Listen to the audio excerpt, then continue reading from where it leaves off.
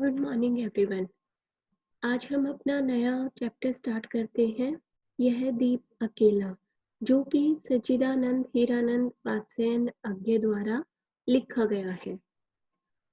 इस कविता में कवि व्यक्ति की व्यक्तिगत सत्ता को सामाजिक सत्ता से जोड़ने का उपदेश देते हैं। अर्थात वो कहते हैं कि व्यक्ति को जो भी उसकी अच्छाइयाँ हैं, उन अच्छाइयों को समाज के कार्यों में प्रयोग करना चाहिए। कविता शुरू करते हैं। यह दीप अकेला स्नेह भरा है गर्व भरा, मतदाता पर इसको भी पंक्ति दे दो। वो एक छोटे से दीपक का उदाहरण देते हुए उसका मानवीकरण करते हुए कहते हैं कि यह एक छोटा सा दीपक है, किंतु वह अकेला ही उस तेल से भरे हुए दिए में जल रहा है। ठीक है। यह दीप अकेला स्नेह भरा है गर्व भरा मदमाता पर, लेकिन जो इसकी लो है, जो इसकी लो जल रही है, वो अपने आप में बहुत गर्व महसूस कर रही है। वो क्योंकि अकेली ही जल रही है उस दीपक में। वो जो लो है उसे अपनी मदमाता मदमाता मतलब ठेलियां खा रही है। उसे बहुत अच्छा लग रहा है कि वो अकेली ही उस तेल से भरे हुए दीपक में अकेली जल रही है। मदहोश हो रही है, मतलब खुशी से वो झूम रही है। इसको भी पंक्ति दे दो। अर्थात कवि यहाँ कहना चाहते हैं कि जो ये मनुष्य है, दीपक रूपी जो मनुष्य है, वो अनेक गुणों से भरा हुआ है, अनेक गुणों से परिपूर्ण है, लेकिन वो अपने गुणों पर अकेला ही मदमाता रहता है, अकेला ही खुश होके झूमता रहता है। उसे भी पंक्ति दे दो। अर्थात उसे भी इस समाज में उसका अपना स्थान दे दो। उसे समाज में उसके गुणों से जो पहचान मिल सकती है, उसे वो पहचान दिला दो। यह जन है गाता गीत जिन्हें फिर कौन और गाएगा, पनडुबा ये मोती सच्चे फिर कौन कृति लाएगा। यह जन है, ये वही जन है। वो कहता है कि यह वही जन है जो गीत गाता है। अर्थात ऐसे व्यक्ति है जो अपने गुणों का, समाज के कल्याण के लिए गुणों का गुणगान कर सकता है। अगर हम इसको समाज में उसका वो स्थान नहीं दिलाएंगे, तो वो कौन गाएगा, वो ऐसे गीत कौन गाएगा, अर्थात समाज के लोगों की रक्षा कौन करेगा। पनडुब्बा, अर्थात आगे वो कहता है कि वो पनडुब्बा है। पनडुब्बा मतलब जो कश्ती सॉरी जो समुद्र में डुबकी लगाकर सीप से मोती तक ढूंढ लाता है। ठीक है। कि वो ऐसा पनडुब्बा है, वो ऐसा गोताखोर है जो ये मोती सच्चे फिर कौन कृति लाएगा, कृति मतलब प्रसिद्धि लाएगा। कि वो ऐसा पनडुब्बा है, वो ऐसा गोताखोर है, अगर उसे समाज रूपी इस समाज में गोता लगाने के लिए छोड़ दिया जाए, तो वो शायद इस समाज में प्रसिद्धि लाएगा। समाज में न केवल अपनी पहचान बनाएगा, बल्कि समाज के लोगों का भी कल्याण करेगा। यह समीधा, समीधा होती है लकड़ी, जो कि हवन में काम आती है, यज्ञ करने के लिए काम आती है। कि यह समीधा ऐसी आग हठीला बिरला सुलगाएगा। कि जो व्यक्ति अद्वितीय होता है, जो व्यक्ति गुणों से परिपूर्ण होता है, वो व्यक्ति उस समीधा की तरह होता है जो खुद विसर्जित हो जाता है, मतलब जो खुद आग में जल जाता है, किंतु दूसरों का भला करना नहीं छोड़ता। वो ऐसी आग हठीला बिरला ही सुलगाएगा। अर्थात वो आग, वो जो एक प्रकाश फैला सकता है जो समाज में, वो शायद उस समीधा की तरह है, वो व्यक्ति जो गुणों से परिपूर्ण है, और वो ऐसा व्यक्ति विरला ही समाज में होता है, अर्थात अनोखा ही होता है।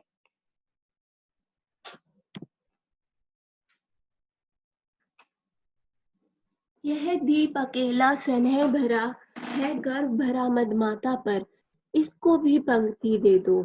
अर्थात ये व्यक्ति जो इतने गुणों से परिपूर्ण है, जो इतना साहसी है, इतने गुणों से युक्त है, उसे भी समाज में वो स्नेह भरा है, वो गुणों से भरा हुआ है, लेकिन अकेला है, वो अकेला ही है, उसके गुणों को कोई पहचान नहीं पा रहा है, उसे इस समाज में पंक्ति दे दो, अर्थात इस समाज का हिस्सा बना दो। दूसरा काव्यांश देखते हैं। यह मधु है स्वयं काल की मोना का युग संचय, यह गोरस है जीवन कामधेनु का अमृत पूत पेय, यह अंकुर है फोड़ धरा को रवि को तख्ता निर्भय, यह प्रकृति है स्वयंभू ब्रह्म अयुत है, इसको भी शक्ति दे दो। यह दीप अकेला स्नेह भरा है, गर्व भरा मदमाता पर, इसको भी पंक्ति दे दो। आगे कवि कहते हैं कि जैसे जैसे मधु, मधु मतलब शहद, जैसे शहद समय लेता है स्वयं काल की मोना का युग संचय, मतलब स्वयं बनता है काल की मोना, मतलब उस काल रूपी, उस समय रूपी क्या बोलेंगे, समय रूपी रूपरेखा में, पीरियड में वो समय लेता है और धीरे धीरे धीरे धीरे अपना संचार करता है, शहद बनाता है। उसी प्रकार कि जिस प्रकार धीरे धीरे यह शहद बनता है, समय की टोकरी से धीरे धीरे प्राप्त होता है, और यह गोरस है, गोरस मतलब दूध है, दही है, जीवन कामधेनु का अमृत दूध है, अमृत पेय के रूप में हमें प्राप्त हो रहा है। कामधेनु मतलब गाय, गाय के रूप में, जीवन रूपी गाय के रूप में हमें उस महान व्यक्ति से, ऐसे महान व्यक्ति से वो अमृत रूपी पेय जो है, अर्थात उसके गुण जो है, उन गुणों के रूप को बोला है यहाँ अमृत पेय, कि उसके गुणों को हम अमृत पेय के रूप में प्राप्त कर रहे हैं। यह अंकुर, अंकुर जैसे बीज फूटता है ना, अंकुर निकलता है, यह अंकुर फोड़ धरा को रवि को तख्ता निर्भय, कि यह अंकुर है जो धरती को फोड़कर, धरती को भी फोड़ देता है, और रवि, रवि मतलब सूर्य, सूरज को निर्भय होकर बिना किसी डर के ताकता रहता है। अर्थात कवि मनुष्य की तुलना इन सब से कर रहा है, कहीं मधु से कर रहा है, कहीं गोरस से कर रहा है, और कहीं उसकी पवित्रता को ऐसे दिखा रहा है कि वो तो अंकुर के समान है, कि वो धरती को फोड़कर निकल रहा है और सूर्य को ताकता रहता है। अर्थात वह इतना वीर है, उत्साही है कि ब्रह्म का अंश दीपक रूपी मनुष्य को अपने तक सीमित नहीं रहना चाहिए। अर्थात जो मनुष्य रूपी दीपक है, वो दीप है, वो अकेला है, स्नेह भरा है, उसे लेकिन अपने तक मदमाता नहीं होना चाहिए, उसे अपने गर्व पर झूमना नहीं चाहिए, उसे समाज में अपना योगदान देना चाहिए। वे कहते हैं कि वह अद्वितीय है, यह प्राकृतिक स्वयंभू ब्रह्म अयुत है, इसको भी शक्ति दे दो। वो कहते हैं कि यह अद्वितीय है, जिस व्यक्ति में स्व का भाव है, अर्थात स्वयं का भाव है, उस व्यक्ति को समाज के साथ जोड़कर विलय करके उसका पूरा लाभ उठाया जा सकता है, उसका मतलब उसके गुणों का पूरा लाभ उठाया जा सकता है। अर्थात यहाँ पर कवि ने उस गुणवान व्यक्ति, जो कि ऐसा गुणवान व्यक्ति जो समाज के कल्याण के लिए या समाज की भलाई के लिए कार्य कर सकता है, लेकिन वो अकेला है, वो अभी लोग उसकी गुणवत्ता को पहचान नहीं पा रहे, तो उसको बता रहे हैं कि वो उस शहद की तरह है, वो गोरस की तरह है और अंकुर की तरह है, और वह परमात्मा का भी एक अंश है, वो परमात्मा के अंश की तरह भी अकेला है, लेकिन उसको समाज में स्थान देना आवश्यक है। यह वह विश्वास नहीं जो अपनी लघुता में भी कांपा। वह विश्वास नहीं है जो अपनी लघुता में भी कांपा। लघुता मतलब यहाँ उस छोटे से दीपक का वर्णन किया गया है कि दीपक इतना छोटा सा होता है, लेकिन उसे वह विश्वास है कि चाहे उस पर कैसी भी परिस्थितियां आए, जैसे भी पीड़ा आए, उसकी गहराई को वह स्वयं नापेगा। ठीक है, उसी ने नापा। उत्साह, अपमान, अवज्ञा के धुंधुआते कड़वे तन में यह सदा दर्पित चिर जागरूक अनुरुक्त नेत्र, उल्लंब बाहु यह चिर अखंड अपनापा। जिज्ञासु प्रबुद्ध सदा श्रद्धा में इसको भक्ति दे दो।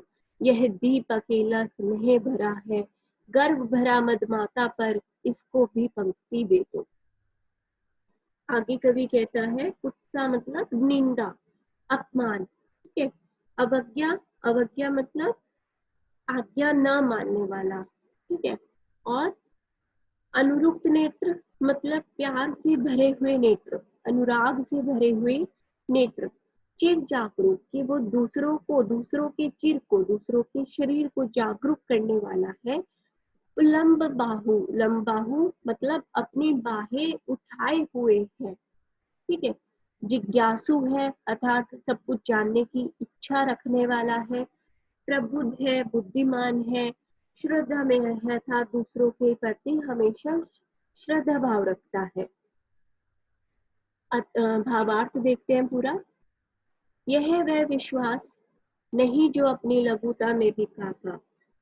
कवि कहता है कि चाहे उसका लघु स्वरूप है, चाहे वह बहुत छोटा सा है, लेकिन उस स्वरूप से वह कभी कांपता नहीं है, डरता नहीं है।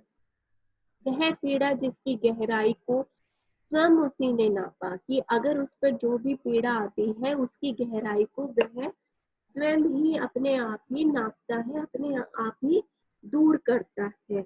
उत्साह, चाहे उसकी कोई घृणा करे, चाहे उसकी कोई निंदा करे, अवज्ञा के धुंधुआते कड़वे तम में सदा द्रवे, जिस प्रकार अर्थात वह घृणा में भी परिस्थितियां चाहे उसके ऊपर जैसी भी आए, वह उन प्रतिकूल परिस्थितियों को अपने अनुकूल बना लेता है। जिस प्रकार दीपक सदा जागरूक रहता है, उसी प्रकार मानव भी जब समाज में पाप, अंधविश्वास का अंधकार फैलता है, तो वह गुणवान मानव उसे हमेशा दूर करने का प्रयास करता है। तब यह दीप रूपी मनुष्य ही उसे प्रकाशित करके उस अनुकूल वातावरण को सबके लिए बना देता है। अर्थात वह ऐसा व्यक्ति ही इस वातावरण को अनुकूल परिस्थितियों में ढाल देता है, और वह इन परिस्थितियों में भी अर्थात कठिनाई की परिस्थितियों में भी करुणामय होकर, श्रद्धामय होकर, ठीक है, निरंतर जागरूकता का परिचय देता है। यह दीप अकेला, कवि फिर कहता है कि यह दीप अकेला है, यह गुणवान व्यक्ति अकेला है। इसकी व्यक्तिगत सत्ता को, इसके गुणों को समाज से हमें जोड़ देना चाहिए, अर्थात समाज में उसके गुणों की पहचान होनी चाहिए, और उसके गुणों को, उसके गुणों के हिसाब से उसको वो पहचान मिलनी चाहिए। उम्मीद है कि आपको कविता समझ आई होगी। Thank you.